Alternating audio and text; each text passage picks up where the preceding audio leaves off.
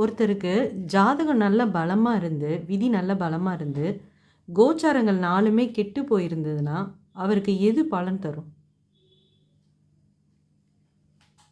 நிறைய அதில் தான் குழப்பம் இருக்குது. ஜோசியர்களுக்கும் குழப்பம் இருக்குது, ஜோசியத்துக்கு பார்க்குறவங்களுக்கும் குழப்பம் இருக்குது.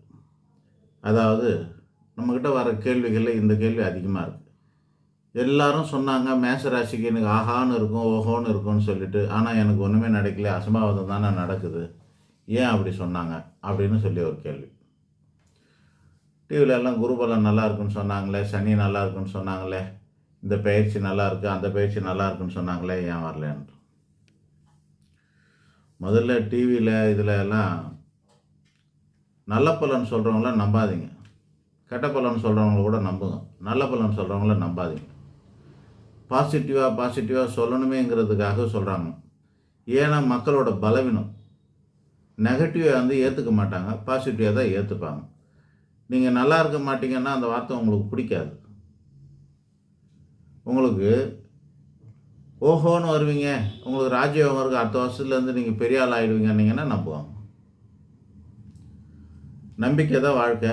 அது மாதிரி இது பாசிட்டிவாக சொல்லி போகிறாங்க. என்னை பொறுத்தவரைக்கும் இந்த மோட்டிவேஷனில் எனக்கு பிடிக்காத ஒரு வார்த்தை என்னன்னா, தேவையில்லாத இந்த நம்பிக்கை தான். உள்ளதை உள்ளபடி சொல்லணுங்க. நாங்கள் நிறைய மோட்டிவேஷன் கிளாஸ் நடத்தியிருக்கிறோம். நிறைய மோட்டிவேஷன் கிளாஸில் வெளிநாட்டு ஆளுங்களோடலாம் நான் கலந்துட்டுருக்குறேன். பெரிய பெரிய ஆளுங்களை, சாதாரண ஆளுங்களை, ஜாக் அண்ட் ஃபீல்டு,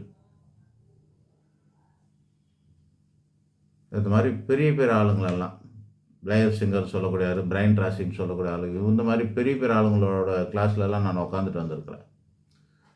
மோட்டிவேஷனாக சொல்கிறதுன்னு 1,00,000 பேருக்கு நீங்கள் மோட்டிவேட் பண்ணிங்கன்னா 10 பேர் மேலே வர்றது பெரிய விஷயங்க. 1% கூட அப்படி வர முடியாது. அந்த மோட்டிவேஷனால் கொஞ்சம் பாசிட்டிவாக இருக்கிற மாதிரி இருந்து கொஞ்ச நாள் அதுக்கு நம்பி பெரிய பெரிய அளவுலலாம் செலவு பண்ணி அஞ்சு போனவங்க அதிகம்.